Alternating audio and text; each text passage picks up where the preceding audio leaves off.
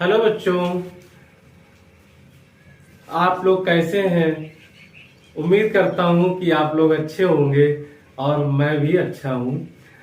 तो last video में हमने पढ़ा था मैटर इन आवर सराउंडिंग्स के बारे में, और आज आपके लिए मैं लेकर के आया हूं फंडामेंटल यूनिट ऑफ लाइफ के बारे में। तो आपको पता होगा, जिन बच्चों ने पढ़ रखा होगा, कि ये फंडामेंटल यूनिट ऑफ लाइफ क्या होती है, और जिन्होंने नहीं पढ़ रखा है वो जान जाएं कि फंडामेंटल यूनिट ऑफ लाइफ होती है हमारी सेल। तो ये फंडामेंटल यूनिट ऑफ लाइफ जो सेल है, ये क्या है। जैसे कोई भी चीज है, फंडामेंटल यूनिट ऑफ लाइफ मतलब क्या होता है कि कोई भी चीज किस स्मॉलेस्ट यूनिट से मिलकर के बनी है। जैसे कि बात करते हैं हम अगर अपने घर की, एग्जाम्पल के तौर पे, तो हमारा जो हाउस है वो छोटे छोटे ब्रिक्स से मिलकर के बना हुआ है। तो इस हाउस की जो फंडामेंटल यूनिट है वो क्या हुई, वो हुई हमारी ब्रिक। उसी तरह से जो कोई भी लिविंग ऑर्गेनिज्म है, या हम हैं जो मल्टी सेलुलर ऑर्गेनिज्म है, या जो छोटे छोटे स्मॉलेस्ट क्रिएचर हैं, वो किस चीज से मिलकर के बने हुए हैं, एक छोटी छोटी इकाई से बने हुए हैं। उसी को हम कहते हैं सेल। तो जो फंक्शनल और स्ट्रक्चरल यूनिट होती है, यूनिट ऑफ लाइफ, वो क्या होती है, सेल होती है। अब सेल जो है हमारी कैसे डिस्कवर हुई, क्योंकि एक चीज आपको ये भी पता होना चाहिए कि जो सेल है हमारी, उसे हम नेकेड आई से नहीं देख सकते हैं। तो सबसे पहले जो सेल डिस्कवर हुई थी, वो डिस्कवर हुई है केवल बाउंड्री, मतलब आउटलाइनिंग। हुआ क्या था, रॉबर्ट हुक एक हमारे साइंटिस्ट थे, जिन्होंने कॉर्क सेल की एक स्लाइड बनाई और उसको ऑब्जर्व किया अंडर माइक्रोस्कोप। और जब अंडर माइक्रोस्कोप ऑब्जर्व किया तो उन्हें, जैसे मधुमक्खी के छत्ते होते हैं तो उसमें जैसा कुछ स्ट्रक्चर दिखता है, उस तरह से इनको भी कुछ आउटलाइनिंग दिखाई पड़ी। तो ये इनको क्या लगा कि ये एक कोठरी जैसा है, कोठरी जैसा। तो इसी को उन्होंने क्या नाम दे दिया, सेल का नाम दे दिया। अब इन्होंने जो डिस्कवरी की थी वो एक डेड सेल की डिस्कवरी की थी, लेकिन जो चाहिए थी हमें, वो चाहिए थी, मतलब ये केवल इसमें आउटलाइन है, इसके अंदर कुछ भी इन्होंने नहीं देखा, क्योंकि वो तो डेड सेल थी। तो सबसे पहले जो लिविंग सेल है वो डिस्कवर की थी हमारे एंटोनी वॉन ल्यूवेन हॉक ने, जिनको हम फादर ऑफ बैक्टीरियोलॉजी भी कहते हैं। प्रोकैरियोटिक, यूकैरियोटिक, दो तरह की सेल्स होती हैं। तो जो प्रोकैरियोटिक सेल्स होती है और यूकैरियोटिक, उन दोनों में डिफरेंस होता है। प्रोकैरियोटिक सेल माने ये प्राइमरी टाइप की सेल होती है और इसमें कुछ फ्लैजिलम लाइक स्ट्रक्चर होते हैं। यहां पर जो होता है, जो न्यूक्लियस पार्टिकल होता है, वो कुछ ऐसे ही इसमें बिखरा हुआ रहता है, और ये जो आउटलाइन होती है जो कि प्लाज्मा मेम्ब्रेन की बनी होती है, जिसको हम सेल वॉल भी कहते हैं, और जो राइबोसोम होता है इसमें बिखरा रहता है। अब इसी तरह बात कर रहे हैं अगर हम यूकैरियोटिक की, तो यूकैरियोटिक में जितनी भी प्लांट सेल है या एनिमल सेल है, वो हमारी क्या होंगी, यूकैरियोटिक सेल कहलाएंगी। अब यूकैरियोटिक सेल और में क्या होता है कि जो प्लाज्मा मेम्ब्रेन है आउटलाइन करेगा। अब उसके नीचे प्लांट सेल में माइटोकॉन्ड्रिया सबसे ज्यादा एनर्जेटिक होते हैं एनिमल, इसलिए इनमें जो माइटोकॉन्ड्रिया होंगे इनकी संख्या सबसे ज्यादा होगी। और दूसरी चीज, जो इसमें न्यूक्लियस होगा वो न्यूक्लियर मेम्ब्रेन के द्वारा बाउंड होगा, जबकि प्रोकैरियोटिक सेल्स में न्यूक्लियाइड होता है, मतलब ट्रू न्यूक्लियस नहीं होता है। इनका साइज स्मॉल होता है और इनका साइज इनकी कंपेरेटिवली ज्यादा बड़ा होता है। ये 1 से 10 माइक्रोन होते हैं और ये 10 से 100 माइक्रोमीटर बड़े होते हैं। इनमें ट्रू न्यूक्लियस का अभाव रहता है, मतलब न्यूक्लियस पार्टिकल साइटोप्लाज्म में बिखरा रहता है। इसमें ट्रू न्यूक्लियस प्रेजेंट होता है। इसमें सेल ऑर्गेनल अब्सेंट होते हैं, इसमें सेल ऑर्गेनल्स प्रेजेंट होते हैं। जैसा कि आप देख पा रहे हैं, माइटोकॉन्ड्रिया हो गया, एंडोप्लाज्मिक रेटिकुलम हो गया, राइबोसोम हो गया, ये सारी न्यूक्लियस हो गया, ये सारी चीजें इसमें प्रेजेंट हैं। अब जो ये हमारा यूकैरियोटिक सेल है वो प्राइमरी टाइप का सेल होता है, मतलब कि जैसे इसके एग्जाम्पल है जैसे साइनोबैक्टीरिया, और जितना भी एनिमल सेल और प्लांट सेल है वो सभी हमारे एग्जाम्पल हैं यूकैरियोटिक सेल के। अब बात करते हैं यूकैरियोटिक सेल की। तो यूकैरियोटिक सेल्स में जो सबसे पहला पॉइंट आता है वो आता है प्लाज्मा मेम्ब्रेन या सेल वॉल का। तो जो हमारी प्लाज्मा मेम्ब्रेन होती है या फिर सेल वॉल जो होती है वो बनी किसकी होती है, वो एक तरह से बाउंड्री की तरह वर्क करती है। तो जो बाउंड्री की तरह वर्क कर रही है उसको क्या कहते हैं, प्लाज्मा मेम्ब्रेन। तो जो ये प्लाज्मा मेम्ब्रेन है ये इस तरह से, जैसे कि आप लोग अपने स्कूल जाते हैं तो स्कूल में आपकी ड्रेस और आइडेंटिटी कार्ड ये सब चीजें देख करके क्या है, जो वहां पर के गार्ड है या फिर कोई भी है वो पहचान लेता है कि ये हमारे स्कूल का बच्चा है और आपको अंदर एंट्री मिल जाती है।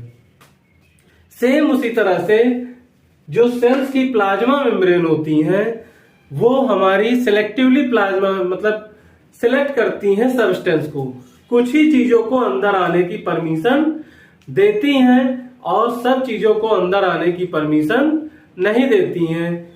इसी को हम कहते हैं सिलेक्टिवली परमेबल मेम्ब्रेन। तो another name of plasma membrane क्या होता है, सिलेक्टिवली परमेबल मेम्ब्रेन।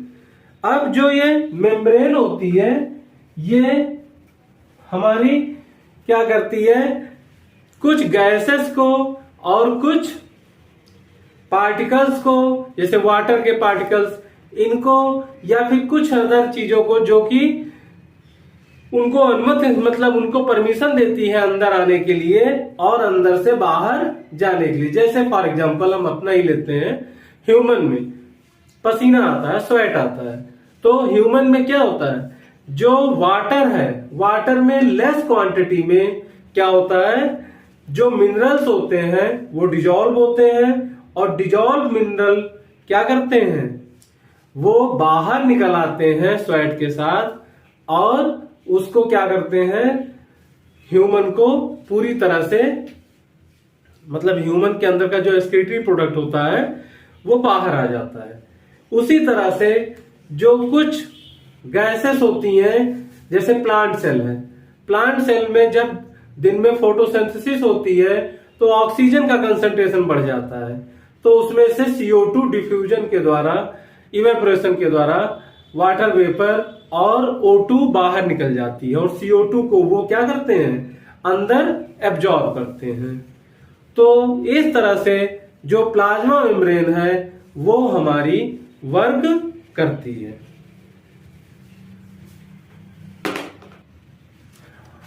इसमें जो एक्सचेंज होगा इसमें दो टर्म आएंगे। एक टर्म आएगा डिफ्यूजन। तो डिफ्यूजन क्या होता है, जब गैसियस एक्सचेंज होता है तो उसको कहते हैं डिफ्यूजन। तो डिफ्यूजन क्या होता है, हायर कंसंट्रेशन। जैसे दिन में क्या होता है, सराउंडिंग्स में जो हमारी CO2 है वो एटमॉस्फेयर में ज्यादा है और अंदर फोटोसिंथेसिस चल रही है, तो प्लांट की सेल के अंदर क्या होती है, CO2 का कंसंट्रेशन कम होता है। तो बाहर से CO2 क्या होती है, प्लांट सेल के अंदर चली जाती है। इसको हम क्या कहते हैं, डिफ्यूजन। अब बात करते हैं जब वाटर मॉलिक्यूल्स या कोई लिक्विड मूव करता है तब होती है, उसके मूव करने को कहते हैं ऑस्मोसिस।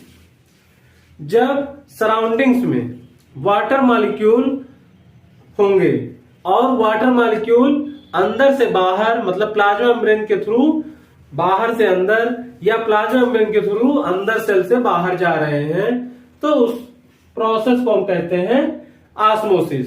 इसमें जो ऑस्मोसिस होती है, इसमें 3 तरह के सिचुएशन होती हैं।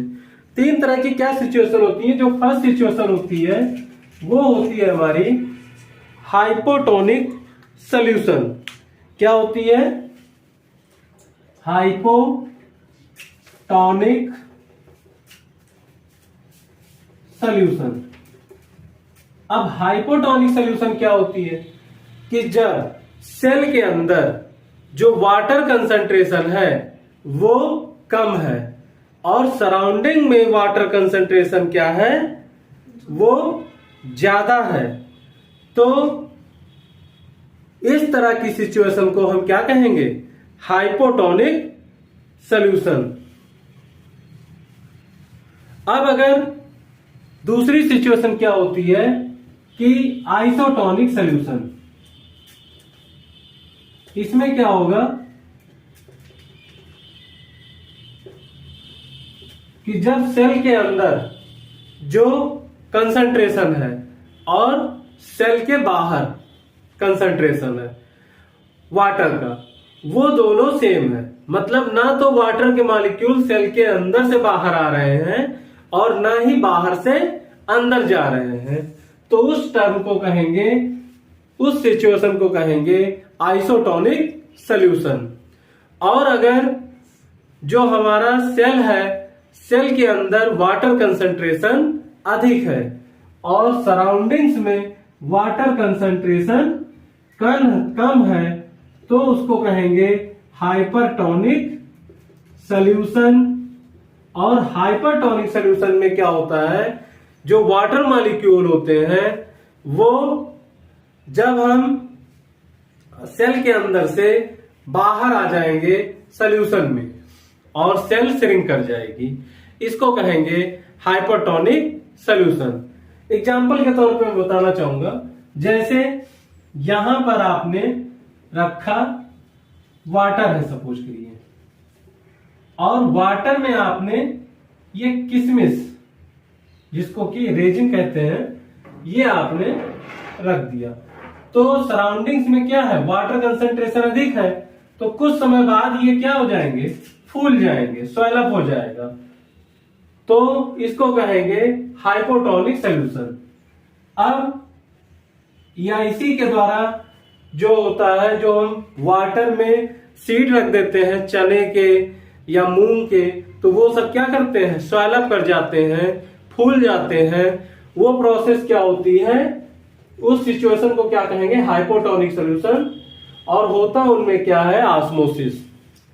अब आइसोटोनिक क्या होती है, जब वो फूल गए पूरी तरह से, तो ना वाटर अंदर से बाहर आ रहा है ना अंदर से बाहर जा रहा है, तो इस सिचुएशन को कहेंगे आइसोटोनिक सॉल्यूशन, जहां मूवमेंट ऑफ वाटर बंद हो जाएगा।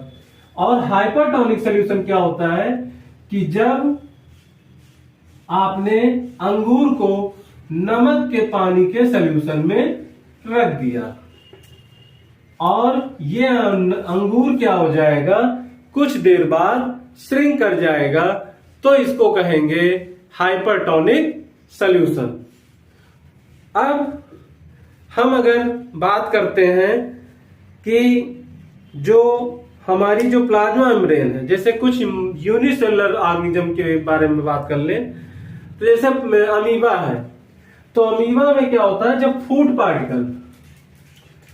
पार्टिकल अमीबा की सेल से टकराता है, तो जो फूड पार्टिकल होगा वो क्या होगा, अमीबा से, जैसे ये अमीबा से सेल प्लाज्मा मेम्ब्रेन से फूड पार्टिकल टकराया, तो जब टकराएगा तो ये कुछ आपको पता है कि अमीबा का फिक्स शेप नहीं होता है, तो ये कुछ इस तरह से फॉर्मेशन कर लेगा और धीरे धीरे उस फूड को अपनी बॉडी के अंदर डिजॉल्व कर लेगा।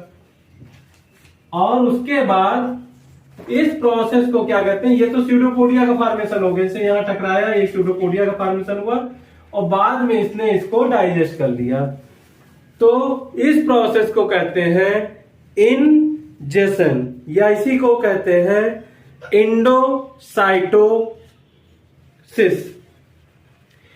अब एक टर्म और होता है कि अगर कोई प्लांट सेल है और उसने अपना वाटर लूज कर दिया है, तो वाटर जब लूज कर देगी तो क्या होगा, वो सेल वॉल से थोड़ा अवे हटेगी और इस प्रोसेस को हम कहते हैं प्लाज्मोलिसिस।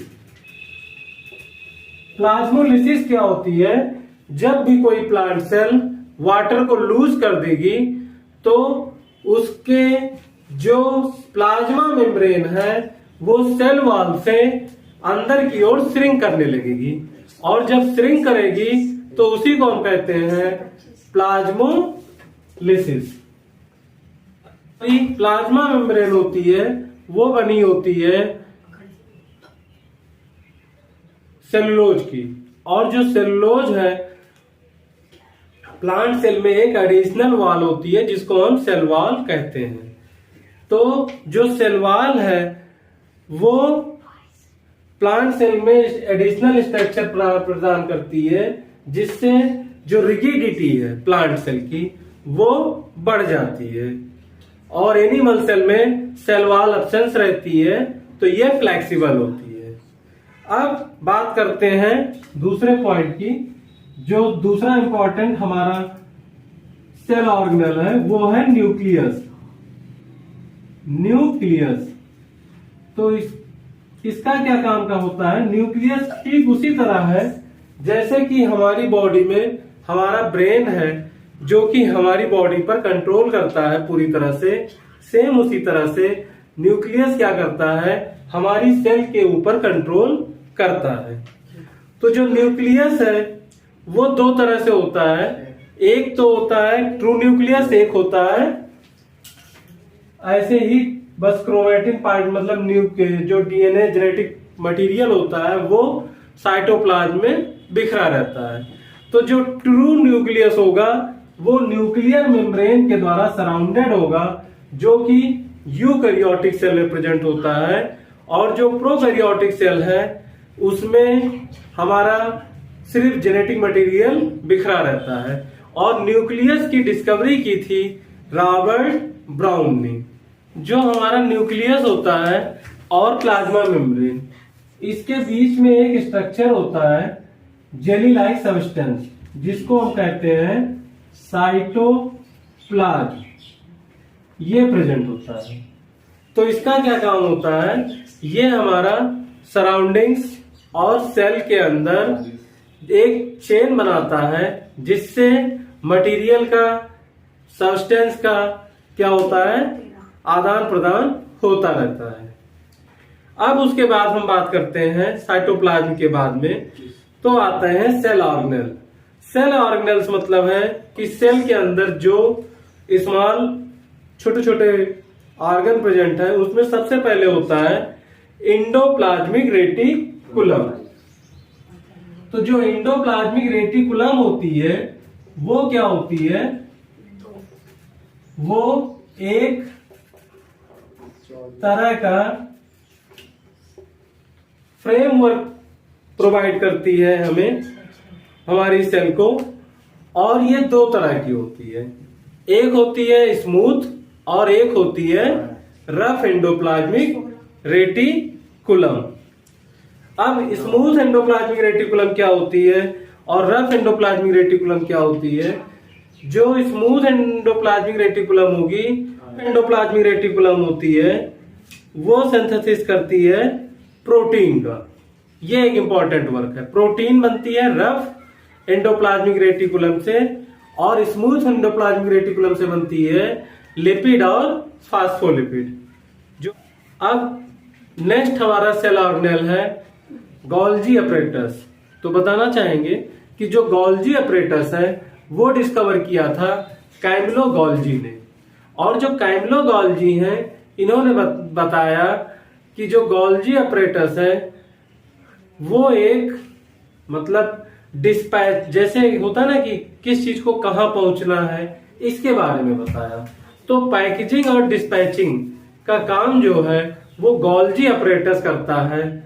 ये इसका मेन इंपॉर्टेंट फंक्शन है और ये सिंथेसिस करता है लाइसोसोम की भी।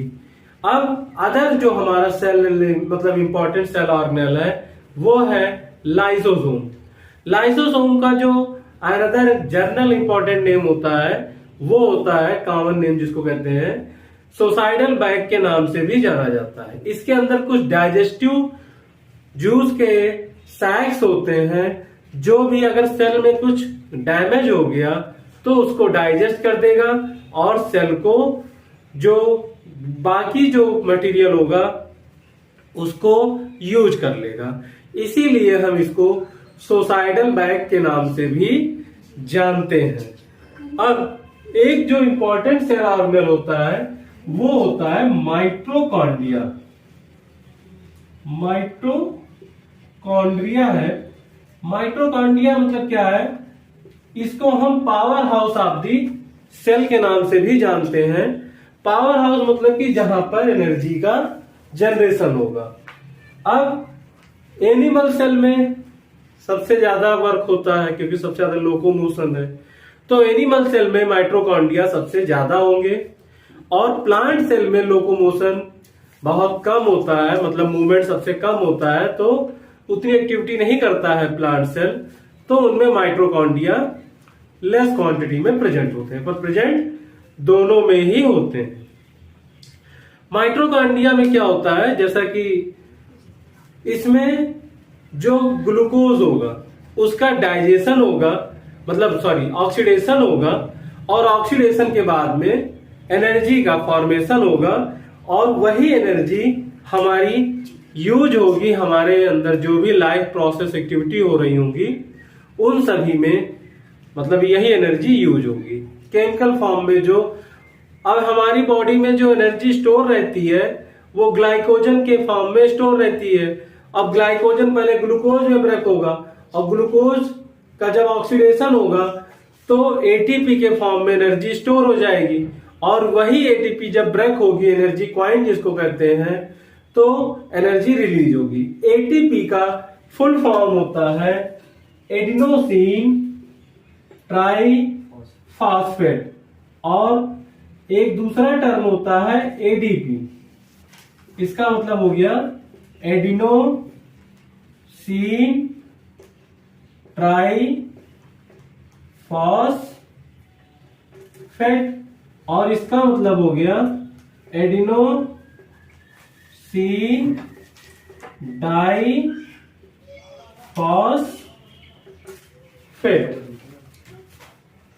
अब बताना चाहेंगे कि जो माइटोकॉन्ड्रिया है इसका ओन जेनेटिक मटेरियल होता है, तो ये अपनी प्रोटीन सिंथेसिस खुद कर सकता है। और ठीक उसी तरह से प्लास्टिड्स का भी ओन जेनेटिक मटेरियल अपना स्वयं का होता है, तो वो भी अपनी प्रोटीन सिंथेसिस कर सकता है। तो ये दो सेल ऑर्गेनेल ऐसे हैं जिनकी ओन जेनेटिक मटेरियल होता है और अपनी प्रोटीन सिंथेसिस कर सकते हैं। अब जो हमारे नेक्स्ट इंपॉर्टेंट सेल ऑर्गेनेल है वो प्लास्टिड्स है। तो प्लास्टिड मतलब वही है कि जिसकी वजह से कलर मिलता है। तो जो प्लांट सेल में है वो अगर ग्रीन कलर है प्लांट का तो वो प्रेजेंट है उसमें प्लास्टिड्स, क्लोरोप्लास्ट। तो प्लास्टिड्स तीन तरह के होते हैं, एक होता है क्लोरोप्लास्ट, एक होता है ल्यूकोप्लास्ट और एक होता है क्रोमोप्लास्ट। तो जो क्लोरोप्लास्ट होता है वो ग्रीन कलर को दिखाता है और जो ल्यूकोप्लास्ट होता है वो कलरलेस होता है। जैसे ये रहा प्लास्टिड। तो प्लास्टिड में क्या है, सबसे पहले है हमारा क्लोरोप्लास्ट। तो इसकी वजह से क्या होगा, कलर ग्रीन होगा। जैसे जहां भी ग्रीन कलर है तो इसका मतलब यहां पर कौन सा प्लास्टिड है, क्लोरोप्लास्ट। अब अगर है ल्यूकोप्लास्ट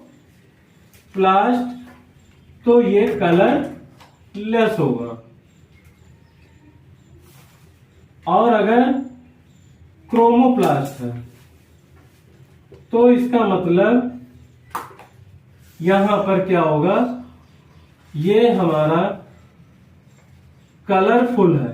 जैसे ग्रीन और कलरलेस के अलावा जो भी कलर है तो वो क्रोमोप्लास्ट की वजह से होता है।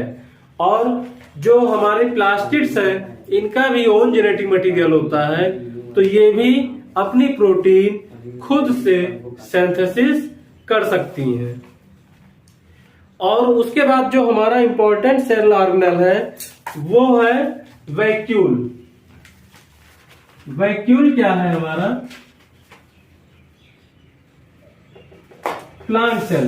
प्लांट सेल में 70 to 80% वैक्यूल कवर करता है। एनिमल सेल में वैक्यूल स्मॉल होते हैं और कई होते हैं नंबर में, और प्लांट सेल में सिंगल होता है और बड़ा होता है।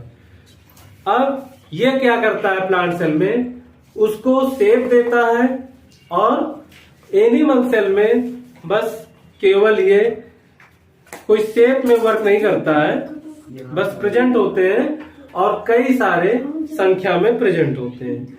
जो वैक्यूल होता है, क्यूल है, वो प्लांट सेल में टर्गिडिटी और रिगिडिटी देगा, और जो यूनिसेलुलर जैसे अमीबा है इसमें वाटर की ऑस्मोरेगुलेशन माने होता है कि जो कंसंट्रेशन ऑफ वाटर है उसको कंट्रोल करना। तो यूनिसेलुलर माइक्रो ऑर्गेनिज्म अमीबा में ये वाटर की जो क्वांटिटी है उसको एकदम मतलब फिक्स करता है, फेवरेबल कंडीशन में लाता है ऑस्मो रेगुलेशन प्रोसेस के द्वारा। तो एक तो हो गया कि प्लांट में टर्गिडिटी या रिगिडिटी को या सेल शेप को मतलब मेंटेन करना, और दूसरा हो गया एनिमल सेल में जो कंट्रैक्टाइल वैक्यूल है उसके द्वारा ऑस्मो रेगुलेशन द्वारा वाटर की कंसंट्रेशन को फिक्स करना, एक्सेस वाटर को हमारे मतलब लिविंग ऑर्गेनिज्म की बॉडी से बाहर निकाल देना। तो ये मेन इंपॉर्टेंट सेल जो प्रोसेस होती हैं, मतलब सेल ऑर्गेनेल जो होती हैं वो प्रेजेंट होते हैं। अब इसमें एक जो टर्म आता है वो आता है सेल डिवीजन, क्योंकि हमने एक चीज पढ़ रखी है कि जो सेल है, कोई भी ऑर्गेनिज्म है, वो हमेशा अपनी लाइफ सिंगल सेल से ही स्टार्ट करता है।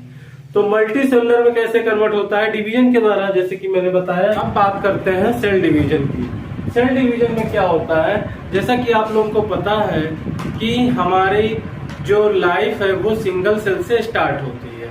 अब सिंगल सेल में डिवीजन होता है, और डिवीजन के बाद में क्या होता है, यूनिसेलुलर से मल्टी मतलब एक सिंगल सेल से हम मल्टी सेलुलर ऑर्गेनिज्म ग्रो कर जाते हैं, या फिर कोई ऑर्गेनिज्म यूनिसेलुलर होते हैं वो सिंगल सेल में ही अपनी लाइफ स्पैन करते हैं। अब जैसे सिंगल सेलुलर एनिमल है, तो सिंगल सेलुलर एनिमल जैसे अमीबा, ये क्या करता है, इसमें जो डिवीजन होता है उसमें दोनों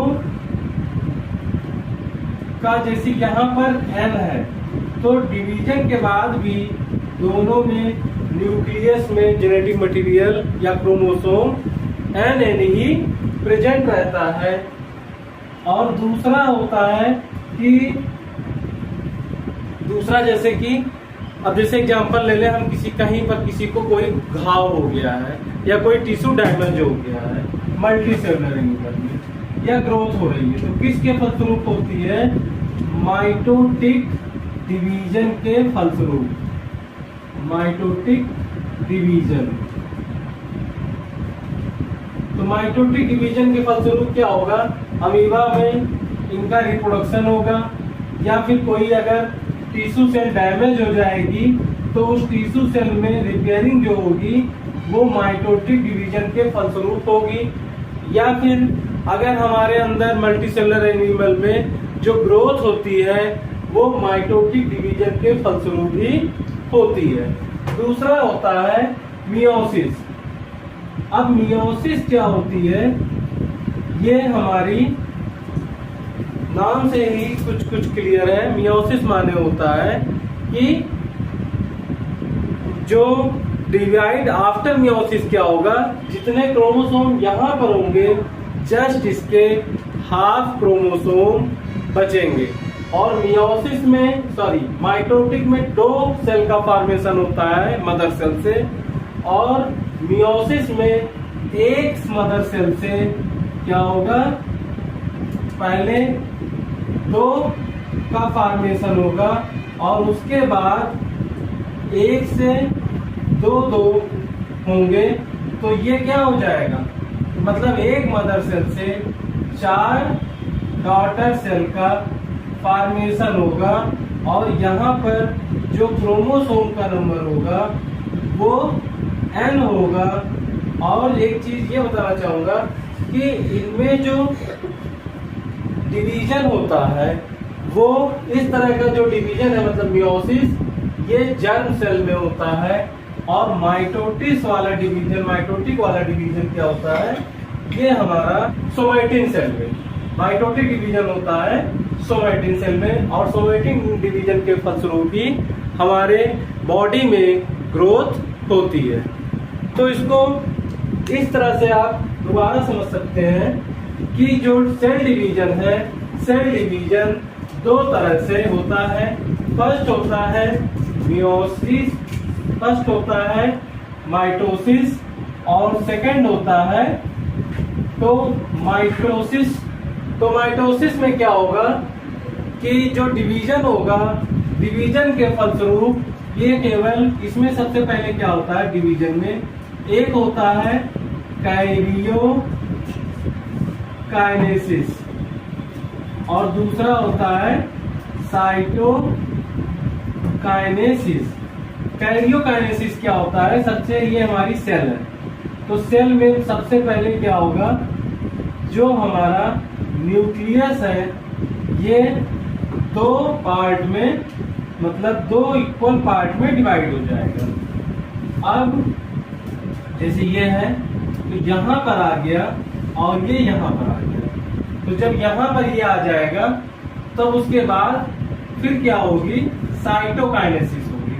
साइटोकाइनेसिस क्या होती है कि बीच दोनों में ये जो साइटोप्लाज्म है दोनों सेल्स में थोड़ा मतलब हाफ चला जाएगा, और बीच में एक सेल्स का फॉर्मेशन हो जाएगा, मतलब एक फॉल्स लेयर का फॉर्मेशन हो जाएगा, और जो हमारी 2 सेल्स हैं वो बन जाएंगी, और सभी जगह पर डिवीजन के बाद जो क्रोमोसोम है वो इक्वल नंबर में होंगे और फॉर्मेशन करेगा 2 सेल का। एक मदर सेल जो होगी वो फॉर्मेशन करेगी 2 डॉटर सेल का। ये बनी हमारी डॉटर सेल, पर दोनों में क्रोमोसोम का नंबर क्या है, सेम होगा, तो इसे कहते हैं। और माइटोसिस होता है सोमैटिन सेल में। अब बात करते हैं मियोसिस की। तो जो मियोसिस होती है हमारी, वो मियोसिस होती है जर्म सेल में, और ये केवल जो मियोसिस है वो अमीबा लाइक यूनिसेलुलर ऑर्गेनिज्म में नहीं होती है। केवल जिनमें सेक्सुअल रिप्रोडक्शन होता है तो उसमें जो जर्म सेल होंगी उनमें गैमीट फॉर्मेशन के लिए मियोसिस होती है। तो इसमें क्या होगा, सबसे पहले ये सेल है, अब सेल में जब पहले मियोसिस होगी, मियोसिस के बाद में अब जैसे क्रोमोसोम है, तो क्रोमोसोम जैसे यहाँ पर 2n नंबर में है तो मियोसिस के बाद 2 सेल्स का फॉर्मेशन होगा और यहाँ पर n और n क्रोमोसोम दोनों ही सेल्स में पहुंच जाएंगे। अब इन दोनों में क्या होगा कि जब डिवीजन होगा तब उसके बाद ये 2 सेल्स मतलब यहां भी है और यहां भी है, मतलब यहां पर फिर क्या होगी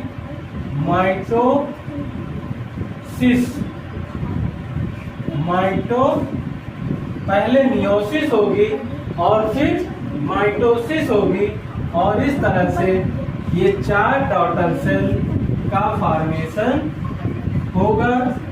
जो मदर सेल होगी उसकी अपेक्षा इस डॉटर सेल में जो क्रोमोसोम के नंबर होंगे वो जस्ट हाफ होंगे। और जो सेल डिवीजन है ये आपको कैसा लगा कमेंट करके बताएं और वीडियो को वॉच करते रहें, चैनल को लाइक सब्सक्राइब करते रहें। जय हिंद, जय भारत।